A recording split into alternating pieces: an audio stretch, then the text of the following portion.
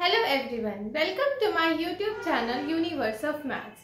तो आज के लेक्चर में हम प्रॉपर्टीज ऑफ डिटर्मिनेंट के ऊपर बेस्ड कुछ क्वेश्चंस को करेंगे।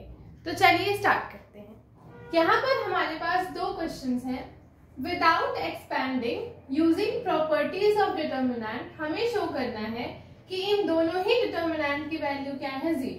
तो इसके लिए हमें कुछ सिंप्लीफिकेशंस को करना होगा। चाहे हम कुछ एडिशन करें, सब्ट्रैक्शन करें, किसी भी तरह से हमें अपने डिटर्मिनेंट की वैल्यू को क्या बनाना है, 0, विदाउट एक्सपैंडिंग द डिटर्मिनेंट। तो हम पहले अपने फर्स्ट पार्ट की ओर बढ़ते हैं। हमारा गिवन डिटर्मिनेंट है 43, 35, 17, 173 एंड 642। ठीक, अगर यहाँ पर हमारे पास कोई दो रो या दो कॉलम आपस में सिमिलर हो जाएं, तो हमने प्रॉपर्टीज ऑफ डिटर्मिनेंट के अंदर पढ़ा है कि इफ टू रोज और two columns are identical then the value of determinant is 0। अगर यहाँ पर हम अपने कॉलम 1 को ऑपरेट करें, तो अगर हम C1 को लिख दें C1 माइनस 7C3, तो हमारे पास क्या आएगा। हमने कॉलम 1 पर अपना ऑपरेशन क्या लगाया, C1 माइनस 7C3। तो हमारा डिटर्मिनेंट क्या बनेगा, हम यहाँ पर लिखते हैं। तो C1 पे क्या है हमारे पास, C1 पहले, तो 43 माइनस 7C3। C3 में 7 का मल्टीप्लीकेशन करके हमने सब्ट्रैक्ट किया है, तो 7 6 42। तो हमारा कॉलम 1 की फर्स्ट एंट्री ये हो गई। अब हमारे पास क्या आएगा, 35 माइनस 7 इंटू 4, 7 4 28। ठीक, सिमिलरली हमारे पास क्या आ जाएगा, 17 माइनस 7 2 14, और हमारा सेकेंड कॉलम और third column as it is.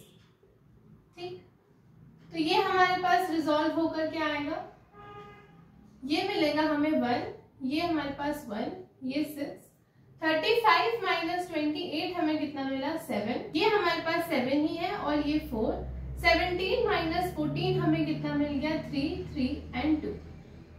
अब हमें यहाँ क्या दिख रहा कि हमारा जो कॉलम C1 है और C2 है, ये दोनों आपस में आइडेंटिकल हैं। तो हम यहाँ लिखते हैं since C1 and C2 are identical.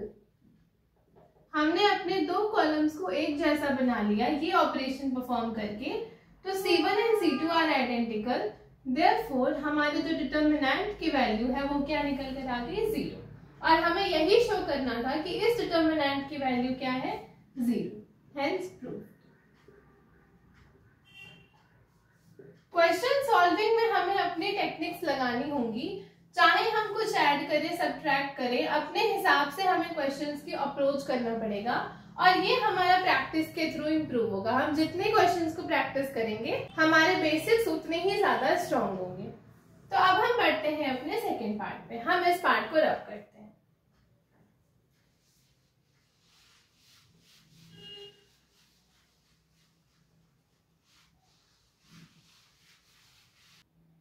हम लिखते हैं अपना सेकेंड पार्ट। हमारे पास डिटर्मिनेंट क्या गिवन है, 9 1 1, 9 माइनस 3 9 एंड 12 माइनस 4 12। ठीक, तो अब हम इस क्वेश्चन को देखते हैं। यहाँ पे अगर हम C2 से 3 को कॉमन निकाल लें, तो पहले हम करते हैं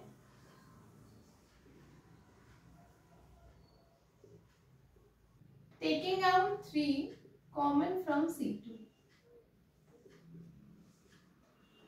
हम अपने सेकेंड कॉलम में से 3 को कॉमन निकालें, तो हमारा डिटर्मिनेंट क्या बन जाएगा, 9 1 1 एज इट इज रहा। यहां से हमने 3 को कॉमन निकाला, तो हम बाहर में 3 लिख देते हैं, और ये हो जाएगा 3, ये -1 एंड दिस इज अगेन 3, और ये हमारे पास एज इट इज रहा 12 माइनस 4 12। तो इतना स्टेप करने के बाद हमें यहाँ पर एक चीज दिख रही है कि अगर हम यहाँ से भी कुछ कॉमन कर लें, तो हमारा दो कॉलम्स आपस में आइडेंटिकल हो सकते हैं। तो हम क्या करते हैं, अगेन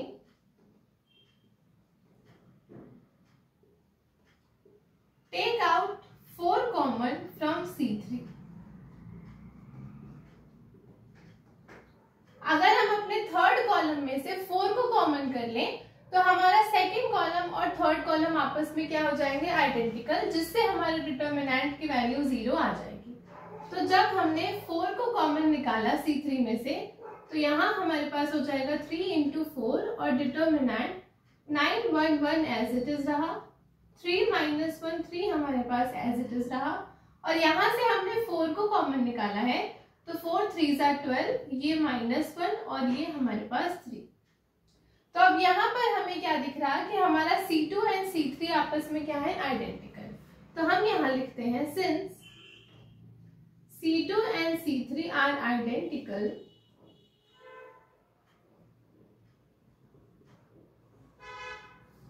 देयरफॉर हमारी जो डिटर्मिनेंट की वैल्यू है ये क्या हो जाएगी, 12 into 0 which is equal to 0। तो हमने डिटर्मिनेंट की वैल्यू क्या शो करती, 0, हेंस प्रूफ।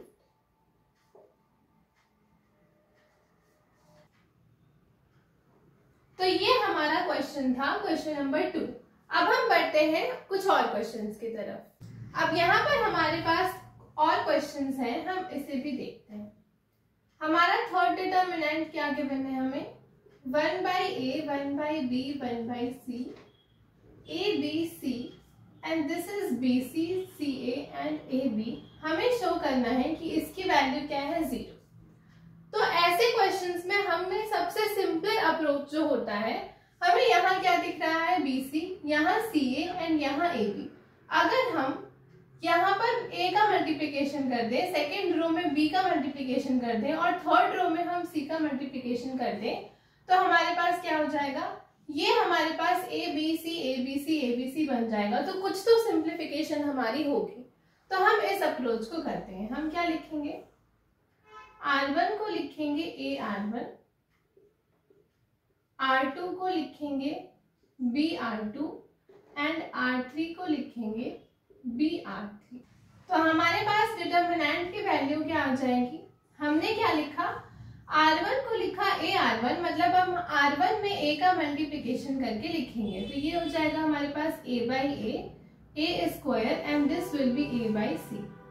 फिर हमने सेकेंड रो को क्या लिखा है, BR2, इसका मतलब B square and this will be again ABC। और R3 को हमने लिखा है C into R3, मतलब R3 में C का मल्टीप्लिकेशन किया, so this is again this. अब हमने ABC का मल्टीप्लिकेशन किया है first row, second row, third row respectively, तो हम डिवाइड भी करेंगे इतने से ही, ठीक। अब हमारे डिटर्मिनेंट की वैल्यू क्या बनी, A/A हमारे पास हो गया 1, this is also 1, this is also 1। ये हमारे पास A square B square C square as it is रहा एंड ये हमारे पास ABC एज इट इज रहा, ठीक। अब हमें क्या दिख रहा है यहाँ पे कि हम C3 से हमारा ABC क्या कर सकते हैं, कॉमन निकाल सकते हैं। तो हम यहाँ लिखते हैं टेकिंग आउट कॉमन, हम लिखते हैं taking out ABC common from C3। हमें कहाँ से निकालना है, कॉलम नंबर 3 से हमने ABC को कॉमन निकालना है। तो हमारा डिटर्मिनेंट क्या बनेगा, ABC को हमने कॉमन निकाला और यहाँ पर हमारा ABC एज इट इज है, ये 1 1 1 एज इट इज रहा, this is A square B square C square, और यहाँ से जब हमने ABC को कॉमन निकाल लिया तो हमें क्या मिल गया, 1 1 1, ठीक। अब हमारे पास ये आपस में कैंसिल हो गए और इस डिटर्मिनेंट की वैल्यू क्या निकल कर आ गई, हमारे पास 0 निकल कर आ गई। सिंस हमारे पास column 1 and column 3 C1 and C3 क्या है, C1 and C3 are identical, तो हमारे डिटर्मिनेंट की वैल्यू क्या निकल कर आ जाएगी, 0। हमें यही शो करना था कि हमारे इस डिटर्मिनेंट की वैल्यू क्या निकल कर आ जाए, 0। तो हम यहाँ लिखेंगे हेंस प्रूफ। हमने क्या किया, सबसे पहले R1 को लिख दिया, हमने ये ऑपरेशंस लगाई हैं अपने डिटर्मिनेंट्स के ऊपर। R1 को लिखा AR1, मतलब R1 में हम A का मल्टीप्लिकेशन करेंगे, R2 में हम B का मल्टीप्लिकेशन करेंगे एंड थर्ड रो में हम C का मल्टीप्लिकेशन करेंगे। तो जिससे मल्टीप्लाई किया है हम उससे डिवाइड भी कर लेंगे। तो हमने बाहर में लिखा 1/ABC और हमारा डिटर्मिनेंट ये ऑपरेशन लगाने से क्या बन गया, दिस। अब ये हमारे पास 1 1 1 हो गया और यहाँ से कॉलम नंबर 3 से हम अपने ABC को कॉमन निकाल सकते हैं, जिससे हमारा C1 और C3 आइडेंटिकल हो गया। हेंस हमारे पूरे डिटर्मिनेंट की वैल्यू क्या निकल कर आ गई 0। अब हम बढ़ते हैं अपने फोर्थ पार्ट पे। हम इस पार्ट को रब करते हैं।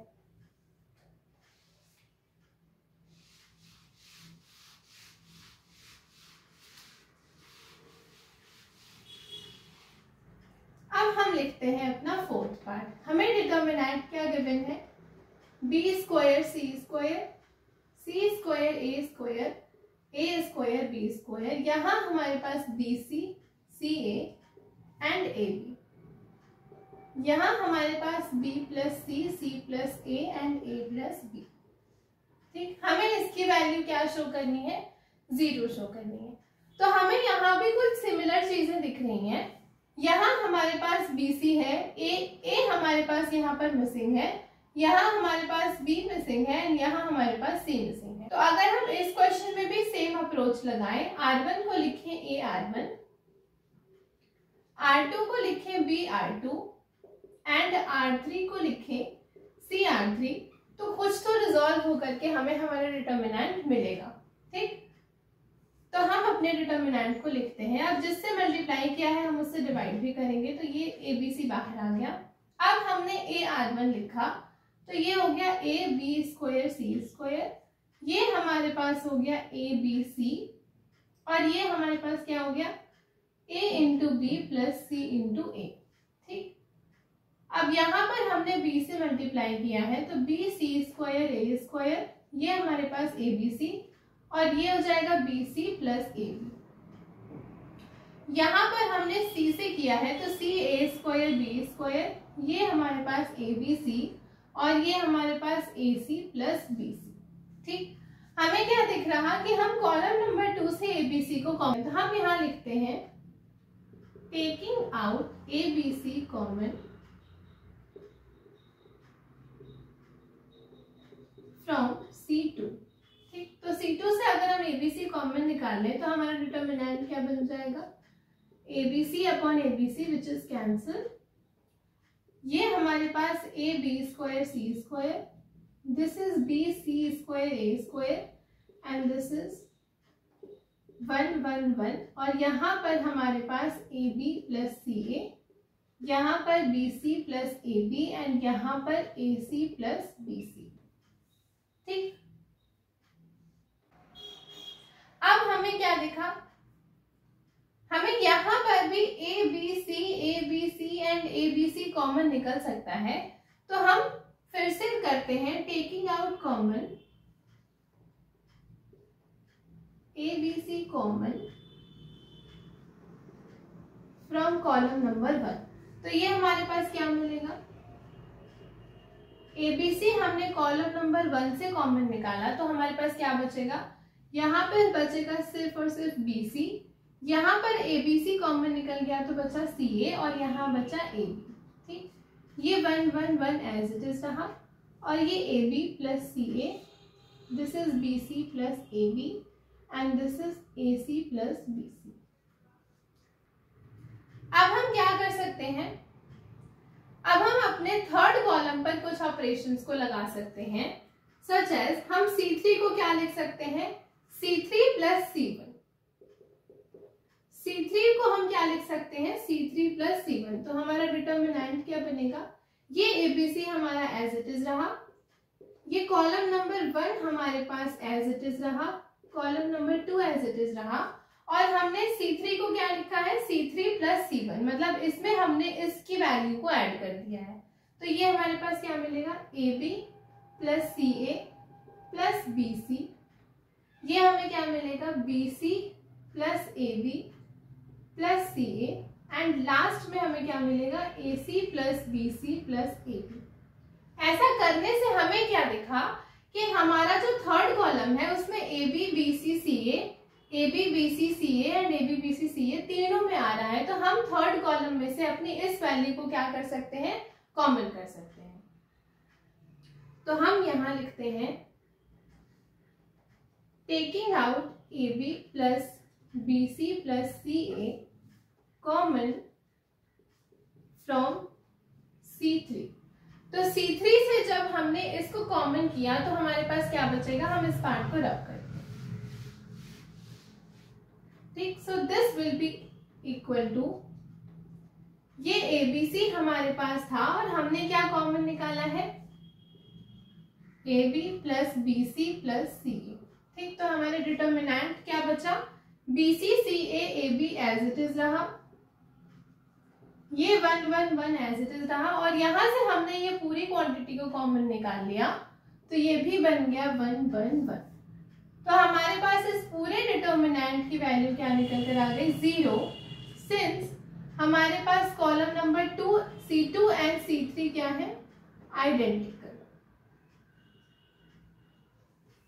तो हमारे इस वाले डिटर्मिनेंट की वैल्यू भी क्या निकल कर आ गई, 0, हेंस प्रूव।